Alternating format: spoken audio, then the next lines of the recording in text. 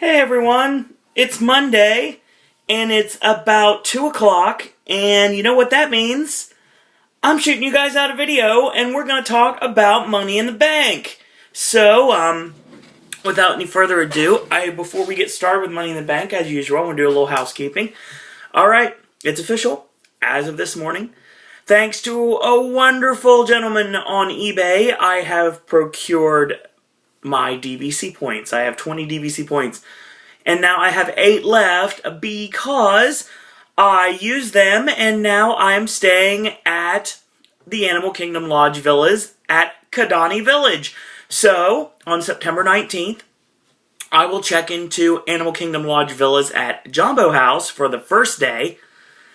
And we bookend all the way to December 16th, my last day of 2013 that I'll be down, and I will be staying at the Animal Kingdom Lodge Villas again, but I will be staying at the Kidani Village, which means I'm going to bookend my trips with Jambo starting it and Kidani finishing it. I think that makes sense.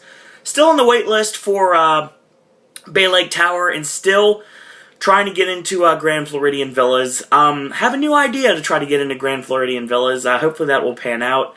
We'll find out soon enough. My Run Disney shoes, might happen. It very well could happen, and I'll know in the next couple of days if I got them or not. I think I'll just go be paying them for credit card. This is how it works. Pretty much figured out exactly how I'm going to do September next year. So, what it looks like as of right now, I think I'm going to book a bounce back promotion if I possibly can. And I will get both rooms, if I'm able to get 2 rooms. If I'm not, then I'll just book my dad and my stepmom's room on a bounce back promotion with free dining, and then they can take care of that, and then I can put my aunt on the list, and all 3 of them could share dining credits for that room, and whatever's left over, maybe they can use, or I can use, so we'll go that way. So I think that might be what I go with. I might book them a bounce back and book me a room only with my AP discount. So that's what I'm looking at right now. What I think I'm going to do is, there's 2 options. One, I could do DVC for 3 days and check in with them on the 22nd, staying till, as of right now, the 30th.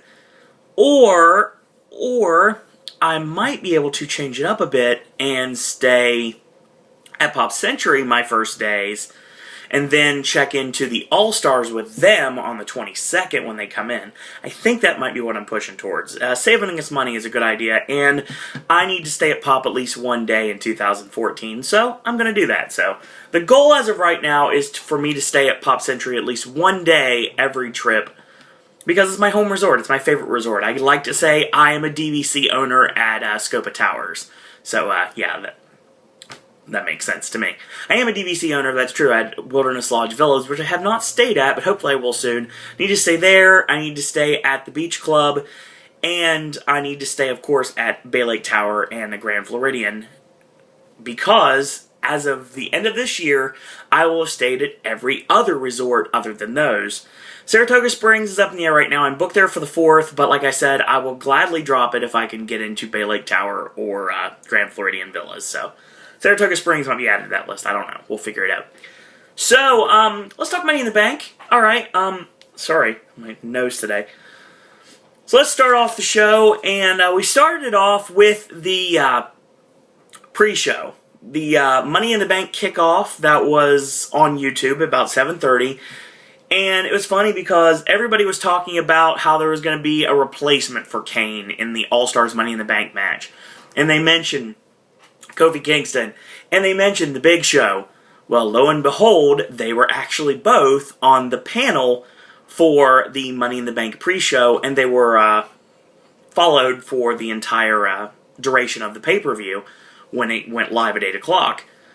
And they were there with Vicky Guerrero as well as Josh Matthews. So they hosted that Sports Center-esque, NFL football-esque, like, basically, like, the pre-show, like, table that's, like, way up in the cheap seats, way up in the Bob Uecker section. So, yeah. That was a little PS to people that, oh, by the way, there's not going to be a replacement for Kane. It's just going to be 6 men and Money in the Bank. So, Let's start off the show, shall we? We started it off with the pre-show matchup, which was for the WWE Tag Team Championships. Jimmy and Jey Uso taking on the current and reigning Tag Team Champions, Roman Reigns and Seth Rollins, representing The Shield. So let's go to the match, as we always do here on Pop. There's a double suplex by both of the Usos on Roman Reigns. Jay makes a lateral press. Actually, Jimmy makes a lateral press. I gotta remember who's who here. Jimmy makes a lateral press, 1, 2, and a kick out. So Jimmy charges in with a forearm in the corner, gets another near fall for that one. Tag into Jay, and Jay with a, they lift him up in the air with a double toss, and they look like they were going to flapjack him, but they went to the side at the same time, so they basically hit a tandem backdrop suplex, and Roman Reigns ends up getting tagged out. Seth Rollins is now the legal man. He ducks a savate kick. Rollins pulls Reigns out of the ring, and they go back to the corner, tag into Jimmy Uso, and he makes a cover, 1, 2, and a kick out.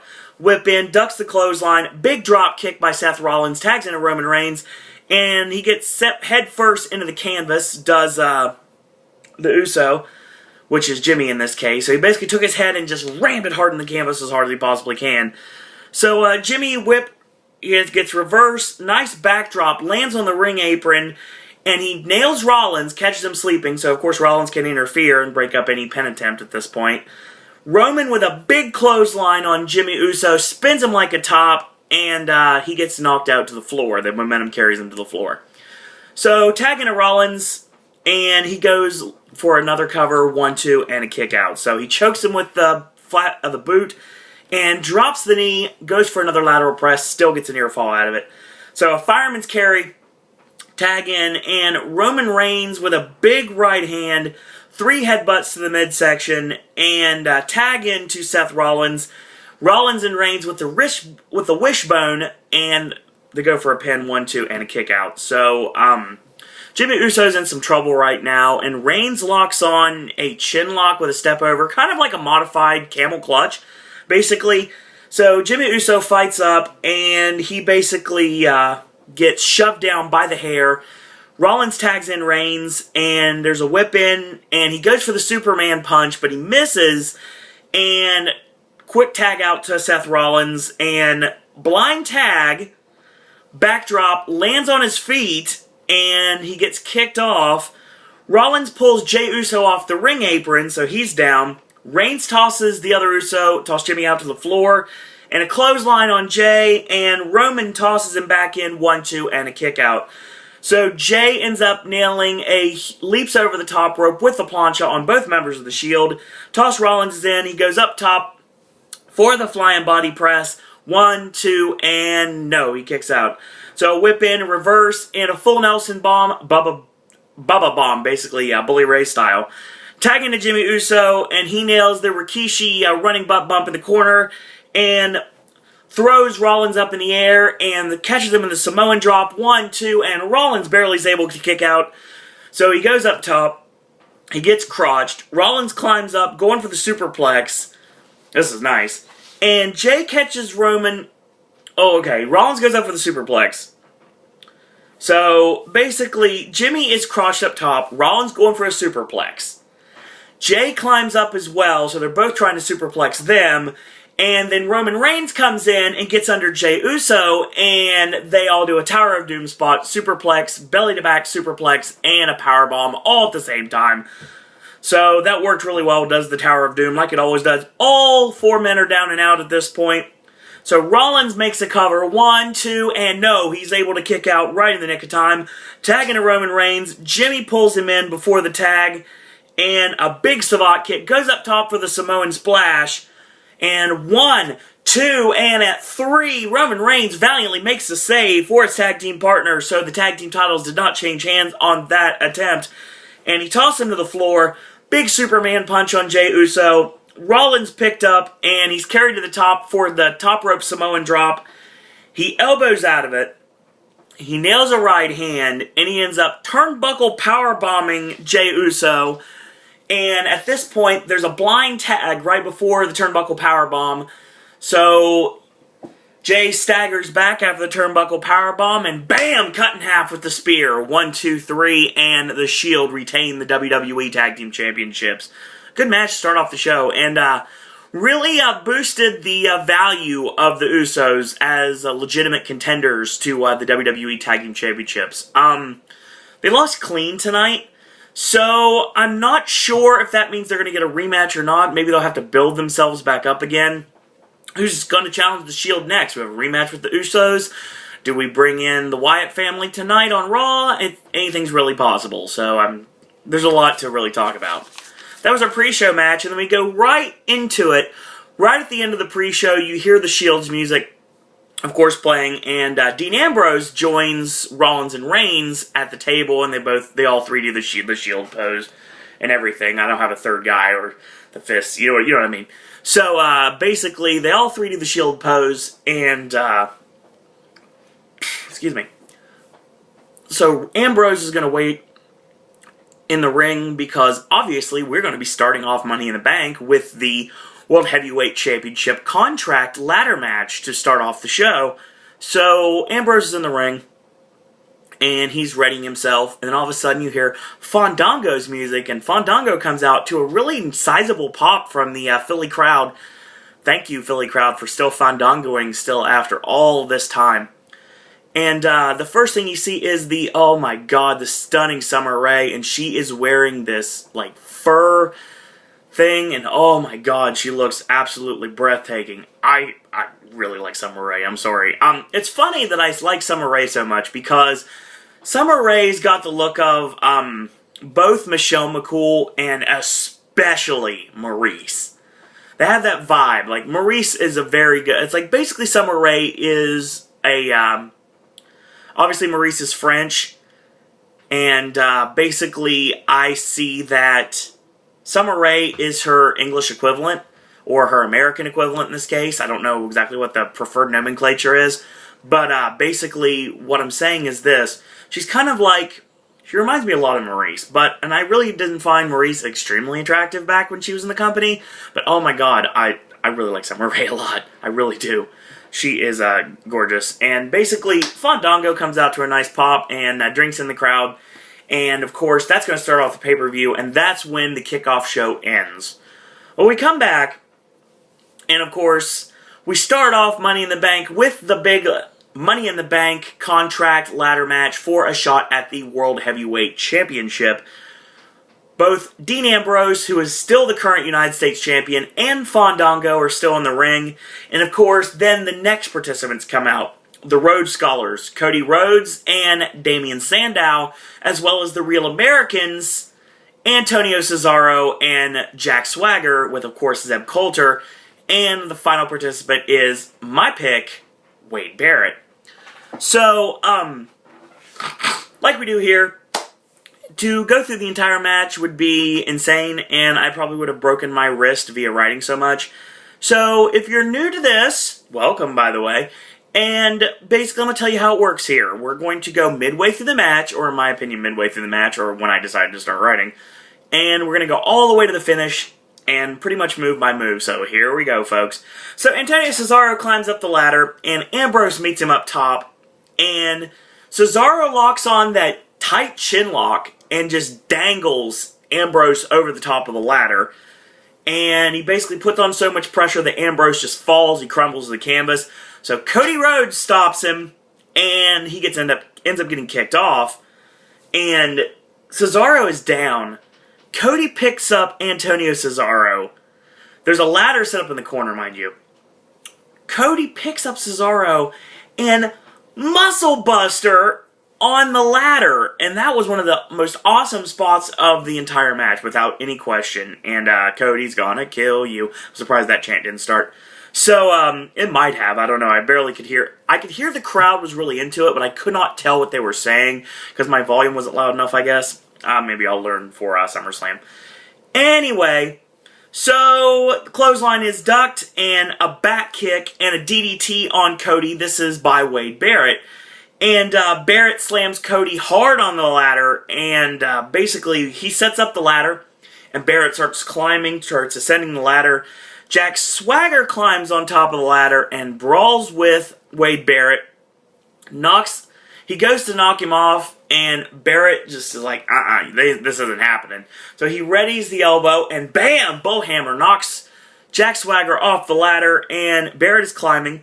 Fandango climbs up, and they fight up top. He climbs over Barrett as he's reaching for the case, and he sunset flip powerbombs Barrett off the top of the ladder to the canvas. Looked phenomenal, by the way. So Fandango slowly climbs. Dean Ambrose comes in to stop him, and he nails the Justice's Serve, which is the Bulldog driver, off the ladder onto Fandango, so he's a down and out. So Ambrose is climbing. Cesaro stops him by folding the ladder inwards with Ambrose still on the ladder. So Ambrose gets knocked off. He pulls the Terry Funk and puts the ladder around and does the whirly bird and basically nails both members of the Real Americans. And what he does, this is phenomenal, by the way. Cesaro and Swagger grab the ladder to try to stop his momentum. And basically they're lifting it up in the air. So basically Ambrose got nowhere to go. Or so we thought. In a truly unbelievable scene, Ambrose skins the cat. And he skins the cat so he is actually on top of the ladder, and they are right directly underneath the briefcase. So he's basically surfing the ladder with Cesaro and Swagger both holding him, basically controlling his destiny. And, of course, Ambrose is grabbing for the briefcase, and Cesaro and Swagger are like, this isn't happening. So they pick him up, and they deposit him over the top rope to the floor. So, basically, Barrett comes in, and he gets nailed with the ladder. And to add insult to injury, when Barrett is laying on the floor, the Real Americans just toss the ladder down onto the prone body of Wade Barrett, laying on the ground at this point. So, this is awesome. Swagger stands in the corner, and Cesaro uses his intelligence to decide this spot right here. The strength of Jack Swagger works really well in this spot.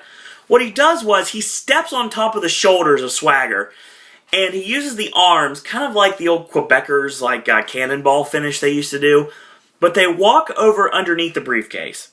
So basically, Swagger is helping Cesaro win. I don't have a problem with this, because I don't have a problem with Cesaro winning.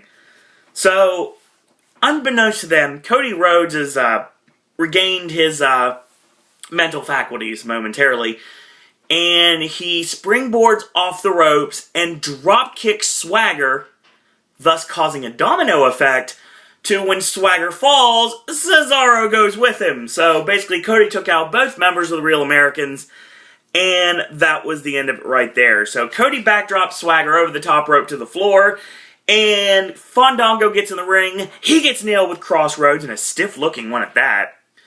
So Barrett comes in, and he goes to attack, and he looks like he's heading up for Wasteland. He gets reversed over the back, and Crossroads on Wade Barrett. So Cody Rhodes is in full control of the matchup, and the fans in Philly are loving every second of it. So he goes out of the ring. He gets the biggest ladder they have, the tallest one, slides it under the bottom rope, sets it into the ring, and Dean Ambrose climbs up to meet him. So they trade punches on top. Ambrose gets knocked off the ladder, and here comes the Shield. So Rollins and Reigns hit the ring, and they basically both get knocked off by Cody. So Cody fights off both members of the Shield. So eventually it's too much for Cody, and the numbers game is too much, and Cody gets pulled off with the Shield. So Barrett goes on, tries to get back in the ring. He gets drop-kicked off the apron by Seth Rollins. And Roman Reigns spears Fandango as he tries to get in the ring to take advantage of this as well. Here comes the Usos down the ring, and they fight with Roman Reigns and Seth Rollins, and they pretty much just brawl all the way to the ringside area. So Cesaro and Swagger, given the fact they're a tag team as well, they go and they start brawling as well. So all these men are brawling on the floor. Well, Cody has the ladder, is on top of the ladder at this point, and he's about ready to shove it over. So he shoves the ladder over as Ambrose is climbing. Of course, the Shield is trying to make sure Ambrose wins. So everyone is down and out at this point, and Ambrose is climbing the ladder. He's about ready to grab it. Cody slips back in, shoves the ladder over. Ambrose goes sprawling onto both Usos and the Shield, Cesaro and Swagger on the floor, so almost everyone's down and out. Fandango's still down and out at this point. So you think that there's no one left standing with the exception of Damien Sandow, who was not taken out in this pile-on. So Cody climbs the ladder, and he's about ready to grab. Damien Sandow sneaks up the ladder and knocks Cody off, unhooks the briefcase, and wins. So, the intellectual savior of the unwashed masses, Damien Sandow, is Mr. Money in the Bank to start off the pay-per-view. Very interesting. Very, very interesting. I don't have a problem with this. I said on the video yesterday that 2 of you watched, so it doesn't matter. Some of you watched, so that's all that matters. My predictions suck, so there you go. Most of them were dead wrong, given the fact that I went with obviosity and not with the surprise. I won't make that mistake again.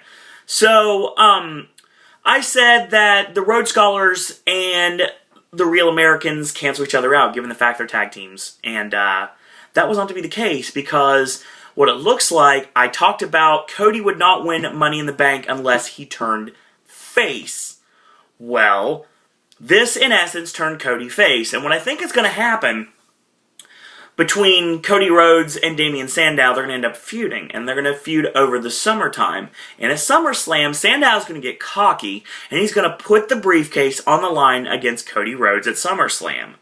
And Cody Rhodes is going to win the Money in the Bank briefcase, and then he's going to cash it in. So yes, Cody Rhodes will also be a world champion with his father as a world champion. Basically, there are not many people that could do that in the wrestling business right now. There's a case to be made for Curtis Axel, because his father, the greatest wrestler of all time, in my personal opinion, Mr. Perfect Curt Hennig, he was an AWA World Heavyweight Champion. But he never won the WWE/WWF World Heavyweight Championship, which was a freaking travesty. So, there's a case to be made there. Ted DiBiase was never World Heavyweight Champion, and Ted DiBiase Jr., as much as I like him, he's never going to be World Heavyweight Champion. So, you look at this. Obviously, David Flair is never going to win a World Heavyweight title, so, yeah, that's not even a factor either. You have this right here. If Cody Rhodes can win the World Heavyweight Championship, both him and his father, the American Dream, Dusty Rhodes, will be both world champions, father and son. That doesn't happen very often, at all. So, yeah, it's got a chance to happen. I think that's exactly what we're building towards, too. And then, of course, I said that they would not really pull the trigger on Sandow for whatever reason. Well, I'm glad they did, because it's interesting that... Okay, let's look at this from this perspective. Fandango winning Money in the Bank, I would have liked it, and it would have been a very big shock, but it wouldn't have panned out very well. Ambrose doesn't need it, it devalues the US title. Antonio Cesaro definitely could have won it, but he's aligned with Jack Swagger, so you're not going to split up that tag team because you just split up the Rhodes Scholars in this match. Wade Barrett, I don't understand why he's not higher in the card. Something just must not be clicking with Barrett. I see that Barrett's ready to go, but no one else does. And if they're going to do this, then, I mean, you're going to put him in contention for the World Heavyweight Championship anyway. Find a way to do it. Like, have the Wade Barrett win the Royal Rumble. I talked about them doing that in January this year, but they didn't go with it. So, maybe have Wade Barrett win the Royal Rumble, and that's how he gets his world title shot. I mean, this was a chance for Wade Barrett to win a briefcase to give him a guaranteed World Heavyweight title shot, and it didn't happen. So, hopefully they'll do something with Barrett, like, now, soon, very, very soon, so, to keep him relevant. I'm glad they pulled the trigger on Damien Sandow, because, he's had a really topsy-turvy year. I mean, he's had pretty much one-sided feud against Sheamus, which, to his credit, he actually showed a lot more intensity and ferocity in his matches, and basically he turned up the heat on the matches, and they were really good. I very much enjoyed them. But Sheamus always found a way to make him look like an idiot, and given the fact that Sandow is the intellectual savior of the unwashed masses, it kind of devalues that character a bit, but I understand because he had to show a little bit of ass because that makes complete sense. But he went from jobbing to Sheamus pretty much weekly on SmackDown to Money in the Bank. So I don't mind this. I don't mind this at all. I know a lot of people do, but I didn't. So congratulations to Damien Sandow. You definitely deserve it. So who knows where everybody's going to go from here. I mean, it's to be determined, I guess. Brad Maddox comes out, and he says he's honored to be the general manager of Raw. So he shows there was no hard feelings, and he made Vicky a spot on the panel for the pre-show panel. And then he did a video of her, which is pretty degrading and insulting, very mocking, and that was the end of that segment. And, you know, I write promos all the time on Raw and SmackDown, and on Impact. I really didn't want to write promos tonight, and I'm very glad there wasn't that much backstage interaction, because that's a pain to write. I mean, I'll do it, obviously, because it's part of the show, but I mean, it's kind of a pain sometimes, so yeah, there's always that. Okay, we got our next match of the evening. The man that's on quite a losing streak right now, the current WWE Intercontinental Champion Curtis Axel, of course, with Paul Heyman in his corner, taking on The Miz. And The Miz actually, of course, beat Ryback via ref stoppage. And he lost to Ryback on SmackDown, so Miz is pretty much kind of needs to win too. Curtis Axel has lost twice in a row to Chris Jericho. On Raw, he lost via pinfall. On SmackDown, he lost via countout. So Axel really needs this win to stay relevant, and I'll talk about relevancy later on tonight. So we go midway through the match, and The Miz slides through the legs, coming back into the ring, and goes for the sunset flip.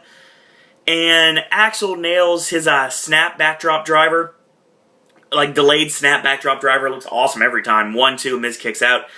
So knee choke in the corner by the Intercontinental Champion, and he pushes him off into the rope, and he nails a picture perfect standing dropkick on The Miz. And the somersault neck snap, and The Miz doesn't go down, so he seated drop kicks him for good measure, right in the face. 1-2, and Miz kicks out. So he goes with the armbar, and he puts the forearm right over the jaw of The Miz, trying to pretty much cut off the flow of oxygen. That's the only thing I can see. So The Miz fights up, he gets caught with a knee in the midsection, and he goes for the snap backdrop driver. He gets blocked. Miz floats over, lands on his feet, and he goes for the splash in the corner. He misses. Miz with the overhand rights, staggering the Intercontinental Champion. He ducks the clothesline. Miz comes off the ropes with the flying forearm, nails the high running knee, and the Yakuza kick on Axel. And Axel gets back in the corner. Miz nails the corner clothesline, and pretty much goes up top for the crown, and he crowns the Intercontinental Champion. So Axel is struggling up to his feet. Miz is preparing for the end, goes for skull-crushing finale. He rolls out of it. There's a kick, goes for the perfect plex. It gets countered into the figure 4 leg lock. That gets kicked off, sends him shoulder first into the ring post.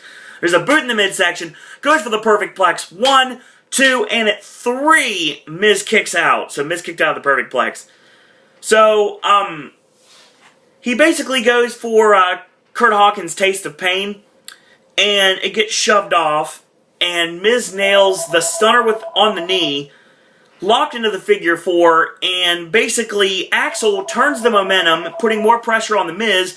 Miz rolls it back, and Axel grabs the ropes right in the nick of time, right before he has to tap out, calling for the rope break. So he rolls to the floor to regroup, and the Miz comes out. He chases Axel into the bottom rope, back into the ring. He kicks him right in the jaw, and Axel nails the Taste of Pain, or the Kruger's End. It's also Leo Kruger's finisher, which is basically a reverse neck breaker into a face buster. 1, 2, and 3. Curtis Axel retains the Intercontinental Championship, and I got that win, actually, because I called Axel winning by pin with, that was the end of that, so yeah. Oh, another thing in that match that I really didn't talk about. Basically, Paul Heyman got, this was really funny. Basically, The Miz went to Heel 101, and basically he utilizes something from his old bag of tricks. So Paul Heyman goes to the floor, and he goes like he's going to attack The Miz, and Miz catches him. He's like, no! And then basically he smacks his hand, and he falls to the ground, and he grabs his jaw like Heyman punched him. And the referee sees it, and he's like, Heyman's like, no, I didn't do anything. And of course the fans are like, yeah, he did. And of course, like, all the ECW fans are like, no, keep Paul ringside. And then the ref just tossed him out of the match. So needless to say, the fans were all chanting at the top of their lungs, "We want Heyman." So that was our next match of the evening. Our third match of the night, actually, fourth match of the night, our third match of the pay-per-view would be Divas Championship on the line. The vivacious, stunning, crazy, cute, and wonderful AJ Lee taking on her former BFF Kaitlyn, of course, who has Layla for some reason at ringside, basically only to turn Layla against Kaitlyn one way, somewhere sooner rather than later, basically. I don't know if that means she's going to join up with Big E and AJ, but something. So, she might be Big E's girl. That could work. Obviously, the whole friend zone thing for Big E Langston, he obviously seems like he might have feelings for AJ. I know how this feels, folks. So, needless to say, basically, maybe Layla will end up being Big E's girl, and that'll work fine. So, then AJ can skip on her merry way and defend her championship. So, we got midway through the match, and, the real thing first, WWE, obviously, they're never going to admit to this, but it's been pretty much proven backstage that they wanted this to compare to the hellacious matches that have been had lately with Gail Kim and Taryn Terrell on TNA, and, no. This didn't work this time. It wasn't as ferocious as it should have been, and, let me tell you why. It went through a regular wrestling match. It wasn't as much of a fight as it probably should have been. So, Kaitlyn goes for the Dean Malenko-style fireman's carry into the Gutbuster and tosses AJ to the floor. So AJ shoves her into the ring post face first and rolls her back in. So AJ breaks the count and then rolls back outside to toss Kaitlyn back in, makes a cover 1-2, and Kaitlyn kicks out. So a hammerlock, and then she flips forward and bridges out. Oh, looks awesome, by the way. And Kaitlyn gets to the ropes right before she has to tap out. Goes back to the hammerlock. And the hammerlock is turned into a modified version of the crossface chicken wing from a seated position. And she locks her legs around the body and body scissors a crossface chicken wing. So basically she's putting more pressure on the neck, the arms, and the lower back of Kaitlyn at the same time. So basically adding more insult to injury. Kaitlyn fights up to her feet and backs AJ into the corner hard. And spins her around into a side backbreaker. And a back elbow and a big drop kick on AJ. And a whip in and a big shoulder block from Kaitlyn. Kaitlyn nails the reverse DDT. 1, 2, and no. AJ kicks out. So AJ slaps her in the face and laughs at her. So Kaitlyn mows her over with a clothesline, makes a cover, and she only gets a near fall out of it. So she nails the single arm DDT, and she goes up top, and she gets shoved off into Big E Langston's arms. So Big E if he wasn't there, AJ would have crashed to the ground. So Big E picks her up and just gently places her back into the ring. AJ with a small package on Kaitlyn, 1, 2, and Kaitlyn kicks out.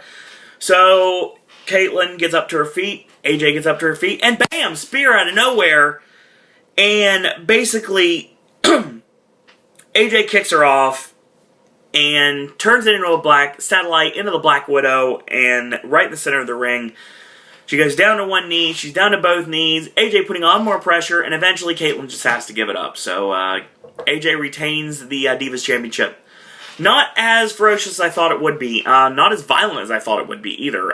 Basically, Kaitlyn has been humiliated the last several weeks on Raw, and you would think she would want blood from AJ and not just a regular wrestling match. So there really wasn't as much hatred in the match as there rightfully could have been. If you're going to give the Divas Championship to Kaitlyn, I think you have to do it at SummerSlam, because I think you're going to blow off a lot of feuds at SummerSlam, and obviously build towards more to lead towards Survivor Series, and then go all the way to the Royal Rumble. But, and you could have, and there's a case for this could go all the way to Survivor Series, with AJ retaining at SummerSlam as well. But I think if you're going to do this match, you're going to do it justice, you're going to have to continue. This cat fight, this harping back and forth between each other is going to eventually escalate to a very hardcore brawl between the two at either SummerSlam or Survivor Series. I'm not exactly sure. I don't know if it can last till Survivor Series. I mean, that's all the way until November. So I don't think you blow it off in September. I don't think you blow it off in October, I think you might just wait until November and blow it off there. I mean, you could blow it off at Night of Champions. It's possible. I mean, Caitlyn could win the title at Night of Champions. I mean, that could work. I got to make sure I'm not losing my... No, Night of Champions in September, so we're good. So, there's always that, so... AJ retains again, and that's a good thing. Get our next match of the evening. It is Y2J Chris Jericho taking on Ryback, and rumor has it this may be one of the last times you see Chris Jericho before he goes on tour with Fozzy over the summer. And apparently he's not coming back until, I believe, October at some point. Well, I know that's because I know he's not going to be there for the October 8th SmackDown that the Popcasters are going to be at, me, Ben, and Will, and Kristen. So, needless to say, Jericho's going to be out for a while. I don't think he'll even make SummerSlam. I could be wrong. He might be able to make SummerSlam. And if he can, we could sort of build up to that, obviously. But still, Ryback needed this win. He had to win this win. Obviously, Ryback has been... he had the match against Justin Gabriel on SmackDown about 2 weeks ago. And he pretty much injured his knee. Miz went after his knee so much on Raw that Ryback's like, no, I'm not going to continue this match. Just call it off. So they called off the match. And the Miz went after it again, and Ryback was able to beat him on Raw to get his heat back. Not Raw, it was SmackDown. Anyway, he basically able to beat him to get his heat back. So we get this match, and we go midway through the match, and Ryback nails the big Ultimate Warrior style splash. 1-2, Jericho kicks out. So he locks on a chin lock on Jericho. Jericho fights up, and he elbows out, and he gets caught with a scoop and a slam from Ryback. Ryback gets on the middle ropes and hits the very Joseph Park-esque falling middle rope splash. 1-2, and Jericho again kicks out.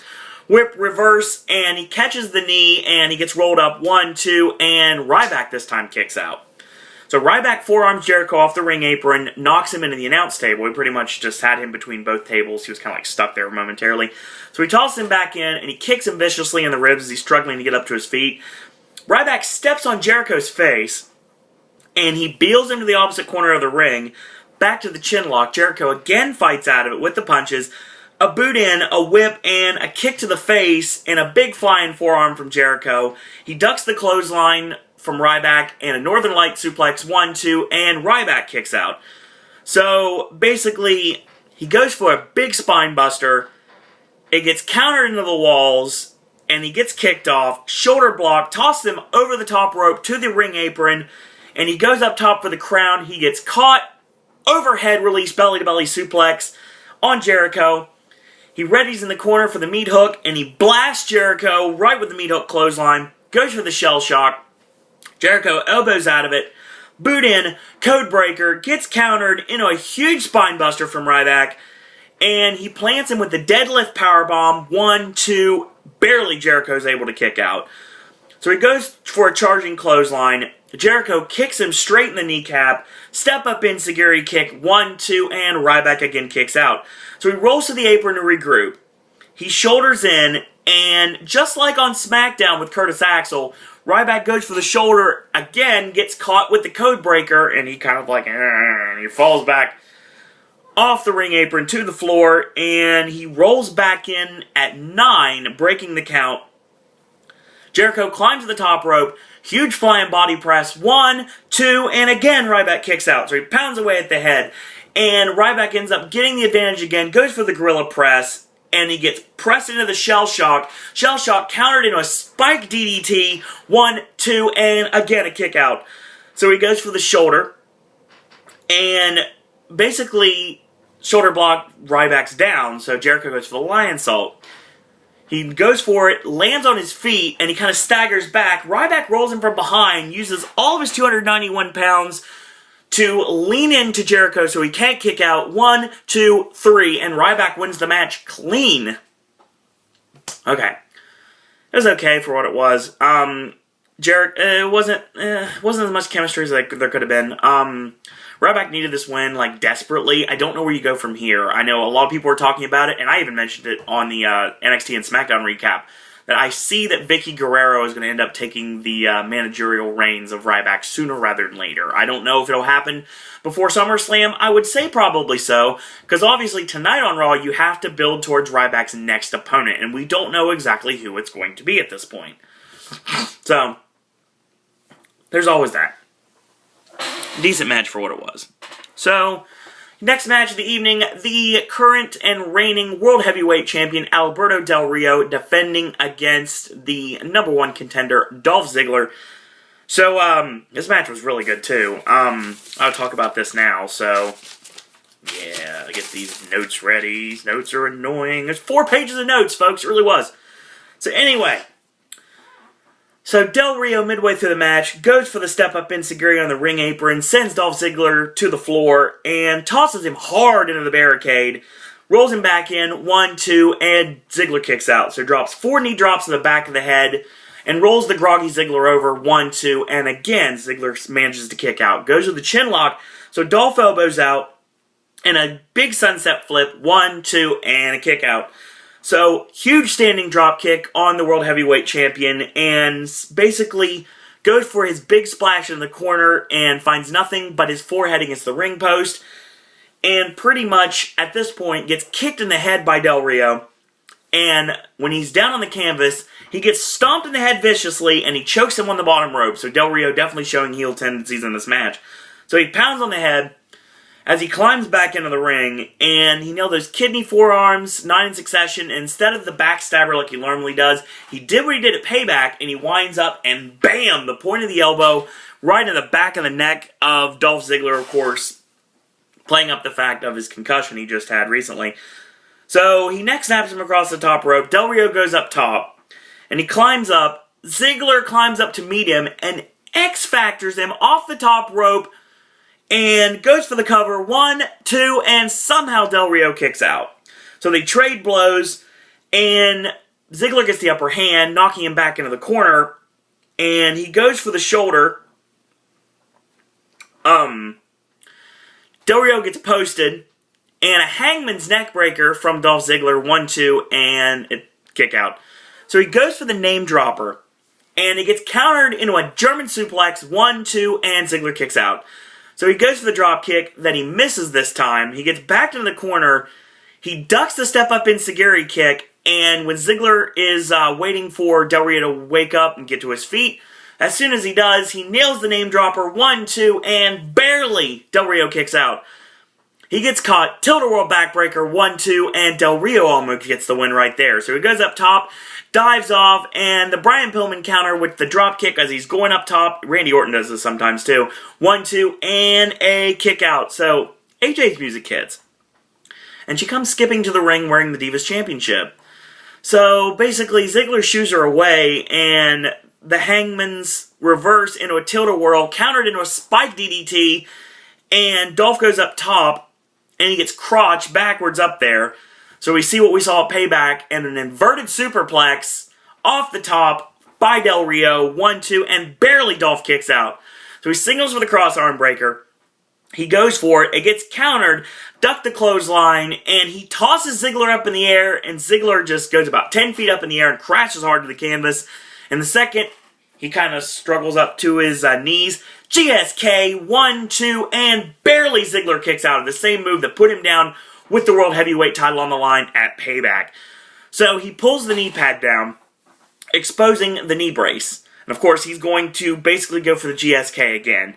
It gets countered, and basically he spins him around, and unbeknownst to Dolph and Del Rio, by the way, AJ's in the ring and clocks Del Rio with the Divas Championship right in front of the referee, and that's an immediate disqualification. So, Alberto Del Rio retains the World Heavyweight Championship, beating Dolph Ziggler by disqualification. Okay. This has a lot of interesting meanings. First off, number 1, you had a really hot match between the two, and everyone in that crowd wanted Dolph to win. And even after the match was over, basically AJ was beside herself. She was almost to the point of tears, and she was like, I'm sorry, I'm sorry, I'm sorry. And basically, Dolph has nothing and just bombs out. And the chant is, you screwed Ziggler. So, and yes, recapper on the internet, yes, we heard the chant as clear as a bell. So, basically, what this does, Del Rio keeps the championship for another month. Ziggler wins it back at SummerSlam. The problem is, Ziggler winning it back at SummerSlam puts him into a feud with Damien Sandow, and I don't know if that's the direction you want to go yet. Sandow could cash in on Del Rio, but I doubt it. Because obviously Cody's the babyface in this feud, and they're definitely not flip-flopping Del Rio again after they just turned him heel already, like a month ago. So, basically you have this problem where Sandow is now Money in the Bank, and he can hold it as long as he wants. He can cash in anytime he'd like. And if he doesn't cash in, obviously he puts it up against Cody, and he loses it, and then there's that. But Dolph is still chasing, and he is a sympathetic babyface that got screwed. So this fuels the fire that there's going to be a breakup, and it could happen just as soon as tonight on Raw, actually. I think it actually might happen tonight on Raw, and the aforementioned match we heard about on, that they were talking about for SummerSlam between Dolph and Big E Langston may happen now. I don't know if that's going to be the case. I don't know if we're going to do Dolph and Caitlyn versus AJ and Big E. I think that's probably the direction you go. I definitely think that happens at least once. So, especially if they're going to end up doing this. But the jilted lover, like I said, hell hath no fury like a woman scorned for Sega. So, needless, and it actually works in this case. It's because AJ's a gamer. But the thing about it is basically Dolph had to lost this match by not getting pinned. He didn't have to tap out. He didn't submit in any way. So he doesn't really lose any heat on this. Del Rio needed to keep the championship because he just got it. And he just turned heel. So obviously you have a red-hot babyface in Dolph Ziggler. And don't get it twisted. Del Rio is the heel and Ziggler's the face. The double turn at Payback is complete now. And once AJ gets dumped on Raw tonight, and I'm pretty sure that's the direction we're going to go, and Big E jumps Dolph, I'm pretty positive that that's going to build it completely. So, AJ and Big E will continue, Dolph will be a babyface, and Dolph will continue to go after Alberto Del Rio. And maybe Del Rio is in cahoots with Big E Langston and AJ. That could be a possibility too. Maybe Big E is going to be Del Rio's heavy. And but then again, you have AJ and Ricardo at ringside. Doesn't really work out that way, so I don't know. Unless you dump Ricardo when he comes back and have Del Rio and AJ and Big E as the stable, and then Dolph ends up helping Ricardo and Dolph take on Big E and Del Rio. I don't know, we could go that way. There's a lot of directions you can go. There's a lot of ways you can go to that. But it made sense, and Del Rio retains the championship. Dolph lives to fight another day, and he will get the championship back eventually, and it's going to mean more, because it means a lot more when Dolph is chasing. Dolph is chasing, Dolph is chasing, Dolph is chasing. When he finally gets the championship, it's going to be huge. Even if it goes all the way to the Royal Rumble. Even if you have Dolph Ziggler win the Royal Rumble, which everybody thought was going to happen last year. I really wanted to happen last year, but it didn't. So, maybe we do it that way, and then at WrestleMania this year, you finally crown Dolph Ziggler World Heavyweight Champion. I mean, if you want to go that far, you can. I mean, it's any way to go. I mean, give Dolph the championship, let him run with it. So, that's what the fans want. Semi-main event for the WWE Championship. Yeah, I said semi-main event. It's not the main event. So, John Cena's not in the main event. So, yay!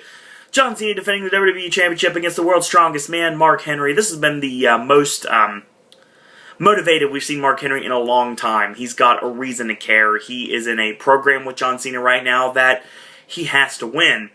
And storyline purposes, he has to win too. And, yeah, we'll talk about that in a second. So, Mark Henry steals directly from Antonio Cesaro. And he does the giant swing on John Cena. And the momentum sends him to the floor. And then, when he gets back in the ring, he once again steals from Antonio Cesaro. And he nails the giant swing onto John Cena, nailing him into the barricade. Okay. First off, John Cena is the world's strongest man. That's the gimmick. He went to the Olympics. So, he's got a pedigree. But his giant swing didn't look very great. And when Cesaro did it to The Miz, it was spectacular looking. Mark Henry doing it to John Cena, not so much.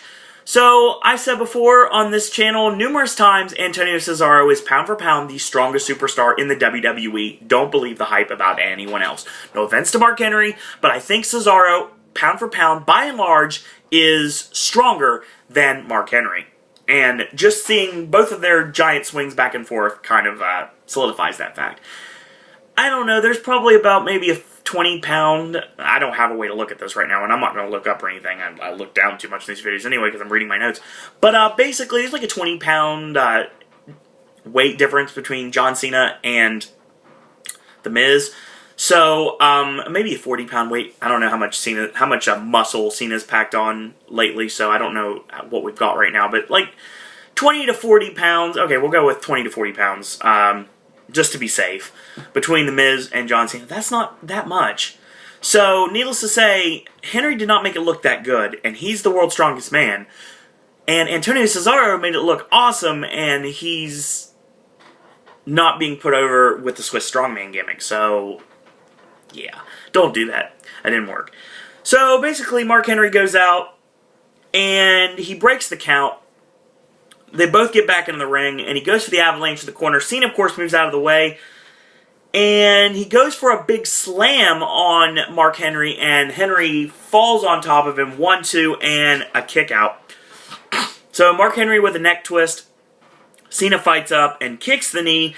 They trade blows, and then there's a shoulder block. And he ducks the clothesline. And Cena hits the shoulder block over the ropes, which knocks Mark Henry down for the first time in the match. And Henry gets caught with a backdrop suplex, which didn't look very good. And he goes for the 5-knuckle shuffle. He hits it.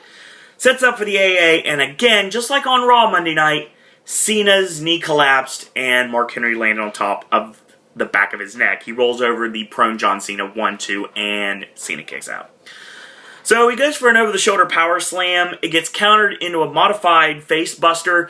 It looked like he was going for a modified DDT. He looked like he was going to counter it into a DDT, but he didn't get the head, like, underneath the arm. So basically, he had his arm like this, and he basically fell with it, kind of like how an action figure, if you're trying to do a DDT with an action figure and you don't know what you're doing. So yeah, it's pretty much what it looked like. So Mark Henry gets AA'd, and that's it right there. 1, 2, and no, Mark Henry somehow kicks out. So Cena goes up top with a flying body press. Henry catches him in midair, lifts him up, and bam! World's Strongest Slam. 1, 2, and at 3, John Cena kicks out. So yeah, Cena cannot be beaten. So he rips off the turnbuckle, does Mark Henry, because he's frustrated at this point that he can't put down John Cena. So he gets a chair, 2 of them sitting them up in the ring, and Scott Armstrong, who's the referee for this match, is like, that's not happening. So he kicks the chairs out of the ring. So yeah, that was pretty much just done for a distraction to the ref, so he can expose the turnbuckle. Henry gets sent chest first into the turnbuckle when he goes for an avalanche on Cena, and he moves out of the way. So he goes into the exposed turnbuckle. Cena picks the leg and STF. So Mark Henry crawls to the bottom ropes and makes it there right before he has to tap out. So he goes for the whip in, and Armstrong catches a back elbow, and he gets bumped momentarily. Mark Henry kicks John Cena in the nuts, and when the ref turns around, Mark Henry 1, 2, and Cena kicks out.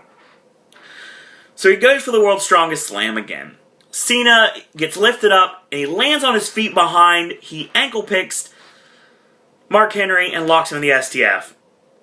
He's crawling again, trying to get to the bottom rope. When he's about ready to grab the bottom rope, Cena grabs the knee and pulls him into the middle of the ring, locks on the STF harder than ever before, and it's just too much. Mark Henry taps. After the match is over, Scott Armstrong helps Mark Henry to the back. Alright. John Cena wins. Again. Alright. If this would have been any other month, and we didn't already have an idea of where we're going for SummerSlam, Mark Henry would have won this match. Mark Henry should have won this match. Mark Henry still can win the WWE Championship. I mean, I don't know if we do a rematch on Raw tonight. That's possible. I don't think we'll go that way. We might. And if Henry beats... I mean, I don't have a problem with Henry beating Cena tonight. That'd be fine, as long as Henry beats Cena. But then again, Henry doesn't have a leg to stand on right now. He got beat clean. He tapped out clean. There is no doubt in anyone's mind that that match was a clean finish. And that's a problem. Because the only thing that was really underhanded in that match was when the ref got bumped, Cena got kicked in the nuts. And that really didn't even fare into the finish of the match. So it didn't really matter that in the long run that happened. Henry looked great in the ring last night. And it was a good back and forth match. And there were times that it really looked like Henry might actually win, even though we all knew he wasn't going to, because we know John Cena is Super Cena and he's not going to get beaten. Okay, I'm going to say this right now. And this is the thought of almost everyone in the IWC right now, some more so than others. I don't hate John Cena. I like John Cena. John Cena as a person is a jam-up guy. John Cena as a wrestler, on the other hand, is good in the ring. He's okay on the mic when he's not sing-songy and stupid. I don't mind that. His promos can get really good sometimes. But there's those times that he kind of laxes off, and he kind of plays more to the families and the kids more than he does to everyone else in the building. So I know that's at least 40% of your audience, but still, there's that 60% that don't want to see this stuff all the time. I mean, it's a broken record, and I know, world's smallest violin, so basically, we've seen enough. Pun intended. I don't hate John Cena, but it wouldn't be a bad thing if something happened to him right now. Oh, no, don't think that. Don't think I'm saying that. I'm not saying I want John Cena to, like, get hurt or get injured or anything worse to happen to him. It'd be really nice if something would happen that would cause him to be off television for a while. He needs the vacation, folks. John Cena needs to get put on the shelf for a while. If anything, put John Cena on the shelf until SummerSlam. It's 5 weeks, I mean, but that's still fine. I mean, if it was up to me, and of course it's not, but if it's up to me, you have the Wyatt family just destroy him tonight. And, like, John Cena gets completely obliterated by the Wyatt family, and Bray pretty much just, He said in a cryptic tweet that he was going after people's heroes. He destroyed the Machine, and now he's going after people's heroes. So the first thing you can do is do the same thing that the Nexus did, the same thing the Shield did, same thing that every other stable has done. You go after John Cena. And I know Cena's got his hands full right now with the fact he's probably going to face Randy Orton soon. And there's whispers about him feuding with Daniel Bryan, which I really want to see. And there's always that. But still, you have to put Cena off television for a while. I mean, this is getting ridiculous, folks. Cena does not show enough ass. I mean, Hogan was beatable every once in a while. John Cena's not. John Cena really isn't. You talk about Triple H right now, and you know Triple H actually loses once in a while.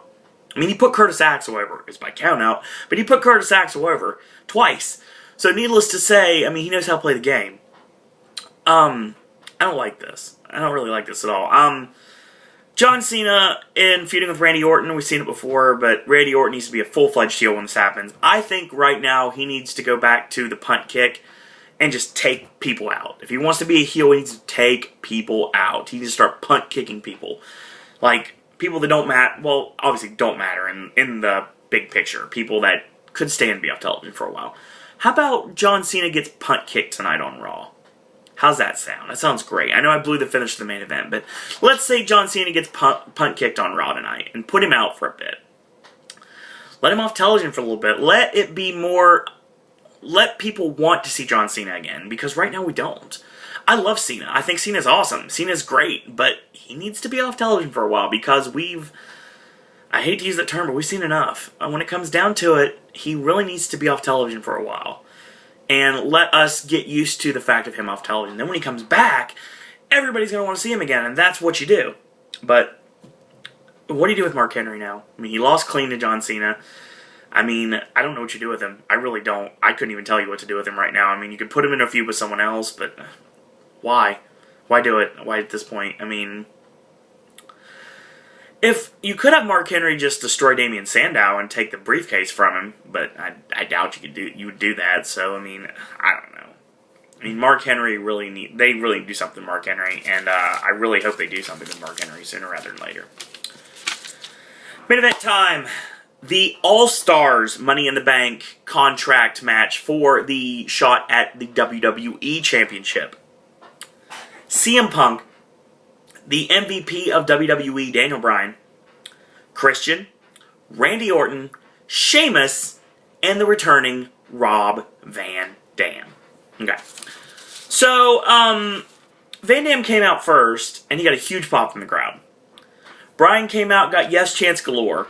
Punk got a huge reaction. Christian, not so much. Sheamus, not so much. Randy Orton, okay. Like, women and children, that's about it. So, well, women mainly. Mainly women love Randy Orton. So, there you go. Midway through the match. This is almost a page and a half of notes, so you gotta bear with me here. So, Christian sets the ladder up in the ring. Sheamus gets up and pulls Christian off. So Sheamus climbs the ladder, and Christian steps on Sheamus' shoulders and tries to grab the contract. The briefcase, obviously. So Sheamus goes for a Celtic Cross. It gets countered, and Sheamus punches him through the rung of the ladder and sets the ladder up And basically, Van Dam comes in and knocks the ladder down. Sheamus nails a knee lift on Van Dam and the Finley roll on the ladder. So Sheamus brawled with Daniel Bryan on the floor and lays the ladder between the apron and the announcer's table. This does not bode well for someone. Goes for the Celtic Cross. And Bryan counters out, shoves Sheamus off the apron. And when Sheamus gets up, he gets nailed with a running knee strike off the ring apron from Daniel Bryan. So Punk in the ring, unbeknownst to everyone, sets the ladder up. And Punk tries to climb up. Randy Orton comes in and stops him momentarily. Punk pulls off by Orton. Orton climbs up. Christian pulls him off. And Punk starts climbing. Christian climbs up to meet him. So they're fighting on top. And then the other ladder gets set up. Bryan and Christian are on one.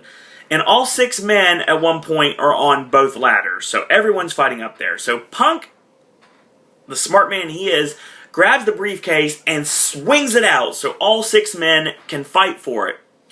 So basically they all swat at it and everyone ends up falling off. So Sheamus is the first man up. He sets the ladder up in the corner. So an Irish hammer on Punk. And then one on RVD. And then the Irish Curse backbreaker on Daniel Bryan. And then one for Randy Orton. So he's taking everyone out. He boots Christian in the midsection, nails him with white noise. So Sheamus sets up the ladder. And he climbs. And he drops down. And he nails a brogue kick on Rob Van Dam. So he stops him. So he climbs. Bryan climbs up. And they trade blows right at the top of the ladder. And Bryan gets turned around. And Sheamus hits the clubbing blows on the ladder. So shoves him off. Punk comes in. He pulls Sheamus off the ladder. And he nailed the Violence Party in the corner. The Super Dragon forearm and kick, forearm and kick, forearm and kick. He nails the Violence Party on Sheamus. So he turns it around and he charges Punk with the ladder. So Punk ends up nailing the running knee on Sheamus. He goes up top and he rides the ladder on the body of Sheamus.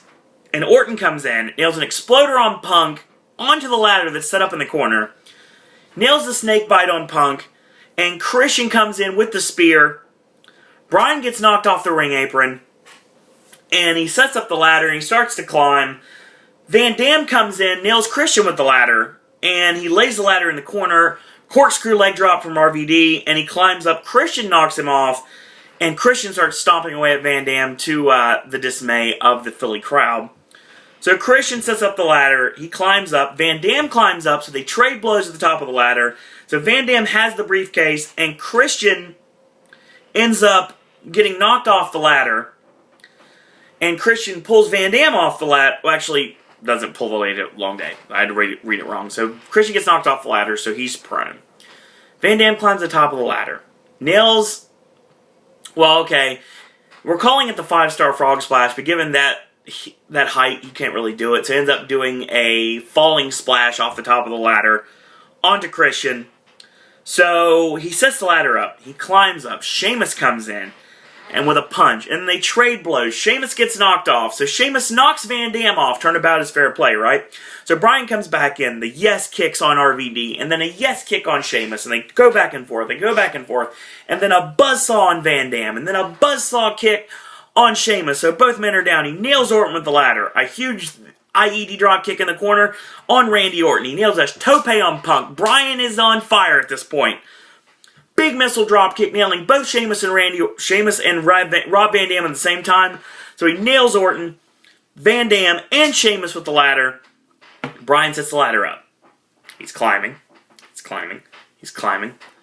Out of nowhere, and I mean completely out of nowhere, Curtis Axel with a chair slides under the bottom rope and nails Bryan with a chair and sends Bryan to the floor. So he nails the, where are you? Where are you, evil thing? What is it called? Roar. Taste of Pain. So he nails the Taste of Pain again on Bryan on the floor, and he's down and out at this point. So Punk struggles to his feet, go to sleep on Curtis Axel, lays him out. So Paul Heyman runs out and starts belittling the unconscious Curtis Axel on the floor. He's like, "What are you doing? I wanted him to win, obviously." And he basically, this is when fun starts. So Punk gets back in. He starts climbing the ladder. Slowly. Obviously, he's selling the injuries he withstood in this match. And he's beaten up at this point. Every man is beaten up at this point. So Heyman gets in the ring. And he grabs the other ladder. And Heyman, like, he's talking to Punk the whole time. Heyman grabs the ladder as Punk is about to ascend. And when Punk is about to ascend, Heyman shoves the ladder into Punk. And then he kind of falls down. And then Heyman ends up, he falls down a couple rungs of the ladder. So he's in the middle of the ladder at this point. And he's like towards the bottom. And then Heyman does it again. So basically, Punk turns around and he looks at Heyman. He's like, how could you? And Heyman just tosses the ladder into his face, busting Punk wide open and completing his turn. He rips off his jacket, like runs to the back, and Paul Heyman is officially turned on CM Punk in this match. So Punk is busted wide open. Van Dam sets up the ladder. He climbs up top. Orton is the only man that's not down and out at this point. Orton pulls Van Dam off into the RKO. He ascends the ladder. He looks down to make sure no one else is able to challenge him at this point. Unhooks the briefcase and wins Money in the Bank. Okay. Alright. I said this a while back, and I'm going to stick to the statement. Daniel Bryan did not need to win the case. He could get put into a WWE Championship match, and it wouldn't be hard to do, and still maintain his babyface status. CM Punk didn't need to win this match. I don't understand. Well, okay, I understand. But there wasn't a need for two run-ins in both of these Money in the Bank matches. Obviously, the first run-in in the opening match was with The Shield trying to help Dean Ambrose win. And this time, it was Paul Heyman trying to prevent CM Punk from winning. So, if you're going to go with this, I mean, I guess you understand this is all building towards Brock Lesnar. And Lesnar's going to be on Raw tonight, so obviously, the Punk-Lesnar build starts tonight. So, Christian, he could have used a win, but it wasn't going to happen. Sheamus, if he would have won, he would have turned heel. Van Dam, it's too soon, and he's part-time as it is. And so is The Rock, I know, but then again, The Rock is a multi-billion-dollar box office franchise saver. So needless to say, I mean, he has different rules that apply to him. Randy Orton winning. I'm okay with this. I am. Orton really needed it to stay relevant. I mean, he's been, like, going through the motions a lot lately. But then again, he's had some really awesome battles lately. He had matches with Sheamus, matches with Punk, awesome series of matches with Daniel Bryan. And Randy Orton really needed to win this match. This, plus a heel turn, is exactly what the doctor ordered. And I'm pretty sure that if he can stay clean and not get wellness violations, it's going to take him out of the company. Then he can call Dixie Carter for work. I think that Randy Orton winning Money in the Bank is the right decision. It really is, on the long run. And this shirt notwithstanding, obviously it has nothing to do with the fact that I think that Daniel Bryan should have won, and I'm completely no about Randy Orton winning. But I understand why Orton won. It made total sense to me. It makes total sense in the long run that why Randy Orton won. So, it was an alright pay-per-view for what it was. The Usos and The Shield should have been on the main show. I would have loved to have seen that. AJ and Caitlyn just went through the motions. Was like a typical Divas match. That probably should have been on the pre-show instead. I hate to say that, and I'm a proponent of the Divas division, but I want it to succeed. Juliet, I really want it to succeed, but it's so much better than NXT. So really, Juliet, if you're watching this video, then please do me a favor and check out NXT. I mean, Paige and Emma are going to tear the house down in 2 weeks on NXT, and I cannot wait to see that match. The World Title Money in the Bank match, we've already talked about that. Sandow wins. He'll probably end up losing the case to Cody Rhodes anyway, and Cody will become another father and son World Heavyweight Champion with his father, Dusty Rhodes. I don't know where to go from there. Dean Ambrose and Christian, I'm pretty sure we'll go with that. That'll end up being the feud from this point on. What do you do with Fandango at this point? Where's Wade Barrett go from here? And, do the Real Americans have anything to say with Rhodes and Sandow? They set that up, but now you split the team, so you don't know what you're going to do. Maybe have one match with them tonight, and then Sandow turns on him permanently. So, I mean, that's what you probably do. Ryback really needed to win the night against Jericho, and he did. Curtis Axel needed to win tonight, and he did. AJ retained the night, and that needed to happen too.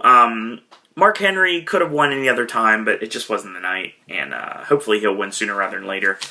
Because you have to do something to Mark Henry at this point. John Cena really needs to get off television now. And it was a good opening for everyone. Everybody, all the crowd was really into it. It was a really hot crowd for Money in the Bank. So, good show. We lead up to Raw tonight, so don't know where we're going with this. First night with Brad Maddox as general manager. That's tonight. It's first official night as Brad Maddox as general manager. We see rematches tonight. We see the Usos and the Shield tonight. Maybe a rematch there. And the thing I talked about with the Wyatt family coming out and disrupting the match, maybe that'll happen tonight. Curtis Axel shifting on to his next Intercontinental title feud. Who's it with? It's anyone's guess at this point.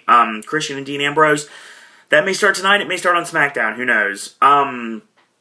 John Cena needs to figure out who his next opponent's going to be. And if it might be Randy Orton, it could be. If Orton is choosing to cash in at SummerSlam, that's fine. I don't have a problem with that. So there's always that. But I want to see Daniel Bryan. If he's going to beat anyone for the WWE Championship, he needs to beat John Cena. And that needs to happen. So, a lot of things to go. So, we will talk wrestling again tomorrow, actually. I will be recapping Raw after it's over tonight, and I'll put the video up tomorrow. So, you'll have your Raw recap up tomorrow. AJ, well, long day. AJ's had a lot of content over the week, so if you haven't checked it out, go back and check out the movie reviews from Friday about Pacific Rim and Grown Ups 2, as well as VHS, The Kings of Summer, and Trance. VHS 2, by the way. The Kings of Summer and Trance. And he actually talks a little bit about Kevin Hart. Let me explain as well. We have a new Versus that's out. It's on the front page of Pop, so you can't miss it. It's Happy Gilmore versus Billy Madison. A little bit more of a one-sided battle than I thought it was going to be. And the brand new episode of Summer of Tarantino, AJ's favorite movie of all time, Pulp Fiction. So there's going to be some new Will and Ben content coming up later this week. They weren't able to join me tonight, but I do have some content in the can for them, and you'll get that on Wednesday and Thursday most likely. Tuesday, Wednesday, and Thursday most likely. That's probably going to be what we're going to do. So look for an Are You Afraid of the Dark retrospective with Ben and Will coming later this week. And obviously, Ben really loves... Really loves Taxi Driver, as his review last week told you. So he created Travis Bickle on Fallout 3, and he is playing the game with him. So he's going to talk about that in a video as well. So we've got that coming up. Next week, we have reviews of a lot of things coming out. We've got Turbo that we're watching on Wednesday. We have R.I.P.D. and The Conjuring we're watching on Friday. And we have Red 2, which we're watching on Thursday. So yeah, I did it backwards, but still. We'll be at B-Dubs tomorrow night, and... Wednesday and Thursday, like I said, we're watching movies, and then Friday we'll do the reviews. We got a brand new Versus this week. Don't know what the subject's going to be yet. There's two possible things it could be. And we've also got Summer of Tarantino talking about Jackie Brown. So that's going to be coming up with possibly a special guest. So we'll see where we go from there. So if you like these videos, tell your friends about them. Thumbs them up. Do leave a comment. Do subscribe. We're 9 subscribers away from 100. And at this moment, we are really close, folks. 463 views away from 10,000, so keep it coming. Tell your friends, tell them to subscribe, and watch these videos, thumbs up these videos, comment on these videos. You can share them on your social media. You can share them on Twitter, on Facebook. If you want to follow me on Twitter, you can. It's at Sir Owen Disney. Send me an email. Sure, more than welcome to. It's sirowen@gmail.com. And that also... pertains to if you want to become part of this Popcaster revolution and become a Popcaster yourself, send your videos to sirowen@gmail.com. So, a lot of content still to come this week. And enjoy Raw tonight, and we will be talking more tomorrow. So, until that time, boys and girls, until tomorrow, that's all I got to say about that.